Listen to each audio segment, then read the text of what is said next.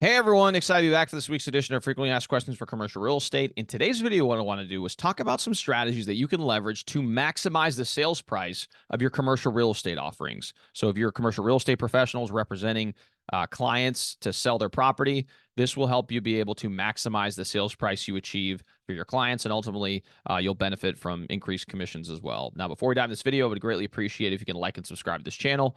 It really does help with the YouTube algorithm and ensures more and more people can hear this message and learn about the many facets of commercial real estate. So now you've done that, go ahead and like and subscribe below. Let's go ahead and dive into this episode.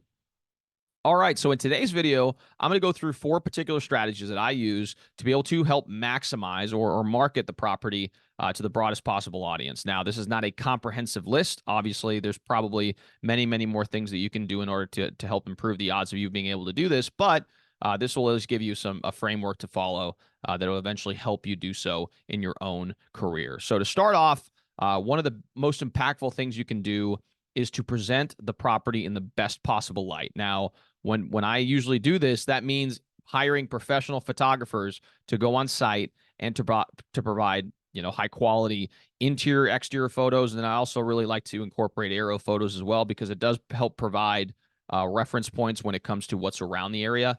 This becomes increasingly important for a variety of different property types. If you're obviously going to be highlighting a retail area, maybe you want to make sure you take a picture of the interior exterior of a property, and then in the aerial you're going to point out, oh, here's a Applebee's, here's XYZ different retail uses, to showcase that it is a very highly trafficked or well liked retail area. Then that helps bolster the interest that people potentially could have in the property because of the fact where it's located. So that's number one, is to incorporate photography, professional photography in your photos.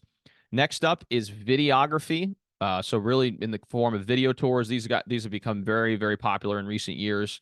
A lot of times people are going to be looking at properties, may or may not be local, so they may not be able to coordinate a tour to be able to go on site and see the property. So being able to offer the video tour option, the resolution, a lot of these video tours have improved substantially. So it does help provide additional context to what the offering is.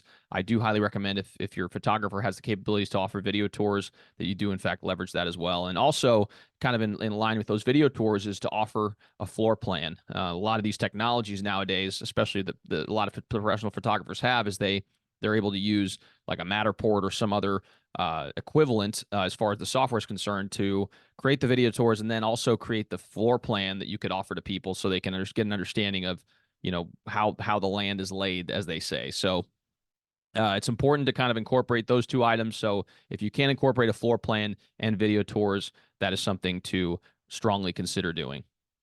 Number 3 is if you have a investment property. Obviously, the reason people buy investment property is to benefit from it from a cash flow standpoint. So being able to provide the data that they need in an easy to read and straightforward way is critical to allow for people to make a yay or nay decision very quickly.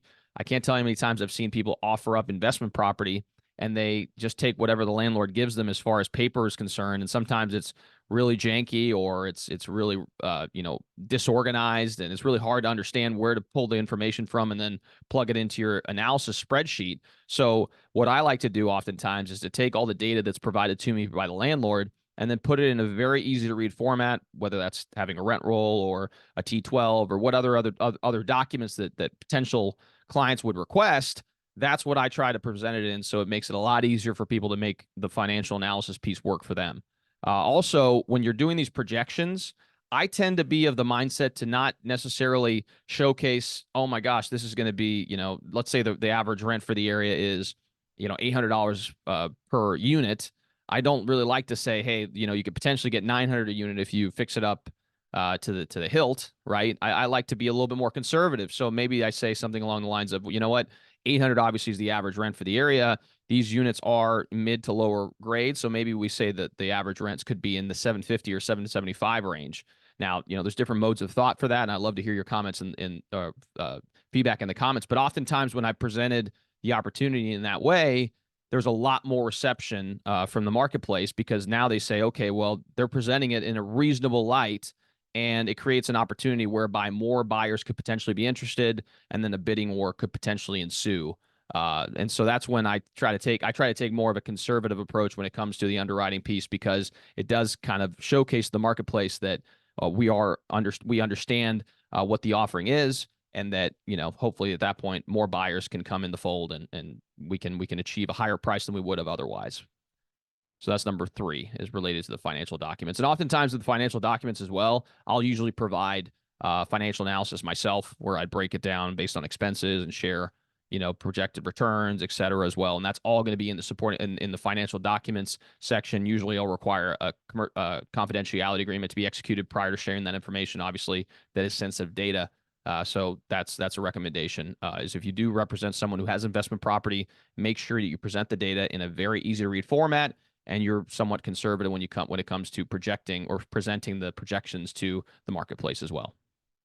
And then number 4, supporting documents. There's a variety of different types of supporting documents. I usually like to share zoning explanations for different pieces of land or pieces of property. Oftentimes people don't understand zoning laws, and so kind of showcasing what can actually be on site could be very beneficial, because maybe you're a liquor store owner and you don't really know whether or not a liquor store can go on site. If I were to be able to provide you with an explanation of all the different uses that could go on site, maybe now you become a buyer, as opposed to before where you just didn't know if you could or not. So again, it's providing that explanation. More data that you provide, it's going to be better for the marketplace. I also like providing, if the area is changing and there's a lot of news outlets that are covering certain developments, I try to share stories with the audience on the listings to kind of make sure that I build that anticipation for the offering.